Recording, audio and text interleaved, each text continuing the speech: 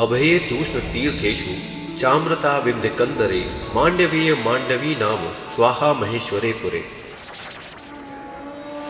ऐसा कहा जाता है कि काशी की धरती मोक्षदायिनी है, पर यह धरती काशी से भी कहीं अधिक महिमावान है।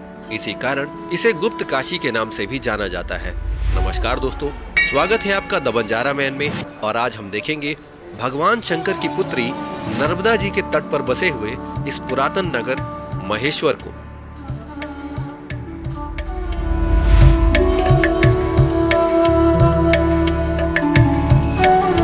मध्य प्रदेश के खरगोन जिले में एक छोटा सा प्राचीन नगर है महेश्वर, जो पुराणों में माहिष्मति के नाम से प्रसिद्ध था। कहते हैं कि आज से लगभग 4000 वर्ष पूर्व है वंशी राजा महिष्मान ने नर्मदा जी के तट पर माहिष्मति यानी महेश्वर को बसाया था। तब से महिष्मान, नीलध्वज, चेदवंशी, शिशुपाल, सुबुंधु, कीर्तिवीर अर्जुन, करचुली राजाओं से लेकर देवी अहिल्याबाई होलकर आदि जैसे कई शासकों ने महेश्वर के ऐतिहासिक उत्थान पतन में अपना नाम अंकित किया है।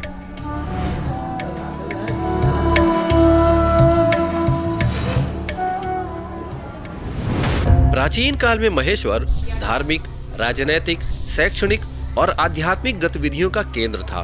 मालवा के पास निमाड़ का यह क्षेत्र पुराणों में अनूप क्षेत्र कहलाता था, जिसकी राजधानी माहिष्मति यानी महेश्वर थी। ईसा पूर्व जब भारत में 16 महाजनपद होते थे, तब अवंतिका जनपद में 2 राजधानियां थीं। उत्तरी अवंतिका में उज्जैन और दक्षिणी अवंतिका में माहिष्मति यानी महेश्वर। यहाँ की नर्मदा नदी के रास्ते नावों से माल भृगुकक्ष यानी भरूच जाता था, जहाँ से बड़े बड़े जहाजों से आयात एवं निर्यात पश्चिमी देशों तक फैला हुआ था। कहते हैं कि प्राचीन काल से ही वेद, पुराण और उपनिषद आदि में महेश्वर का वर्णन देखने को मिलता है। चीनी यात्री वेनसांग से लेकर महाकवि कालिदास की रचनाओं में महेश्वर का महिमा वर्णन किया गया है। यदि आप प्राचीन भारत के नक्शे पर गौर करेंगे तो आपको ये पता चलेगा कि हमारी सनातन संस्कृति नदियों के किनारे ही फली फूली है।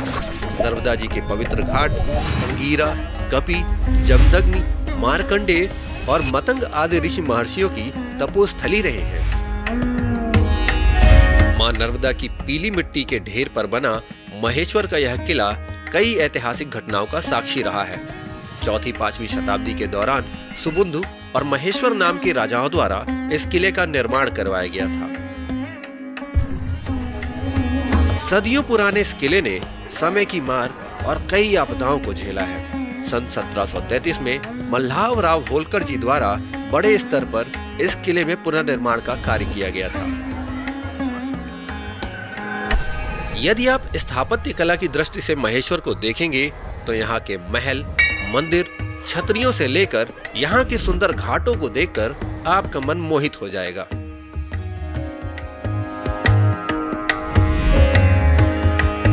महेश्वर के नर्मदा घाट पर देवी अहिल्याबाई की स्मृति में बना यह मंदिर एवं छतरी आज भी अपनी मूल संरचना को संजोए हुए है।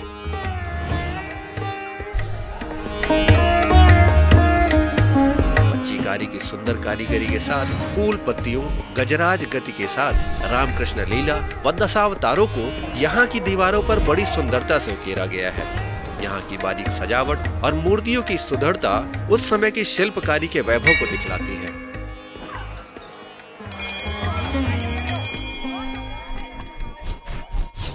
भारतीय इतिहास की महान और चरित्रवान महिलाओं की स्मृति में देवी अहिल्याबाई होलकर जी को सदैव उनके त्याग और समर्पण के साथ साथ राष्ट्रभक्ति के लिए याद किया जाएगा।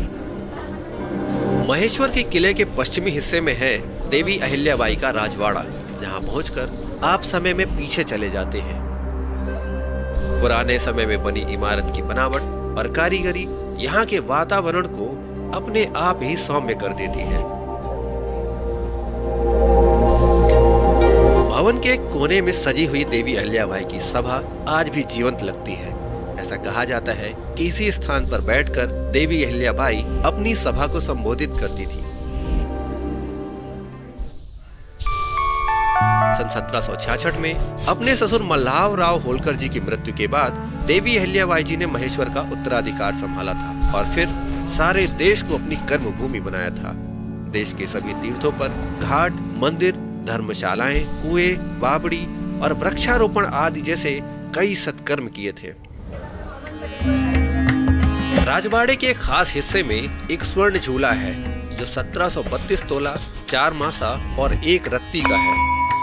राजवाड़ा परिसर में आज भी कई ऐतिहासिक वस्तुएं हैं जो उस समय की सुंदर झांकी प्रस्तुत करती हैं। इन सभी स्थलों के साथ साथ महेश्वर में और भी कई छत्रियां और मंदिर हैं। नर्मदा जी के घाट पर देवी अहिल्याबाई जी की दहन स्थली भी है।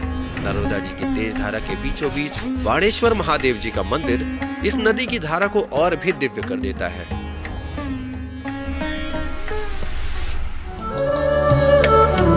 महेश्वर यात्रा का वीडियो आपको पसंद आया हो तो कमेंट बॉक्स में लिखकर जरूर बताइएगा।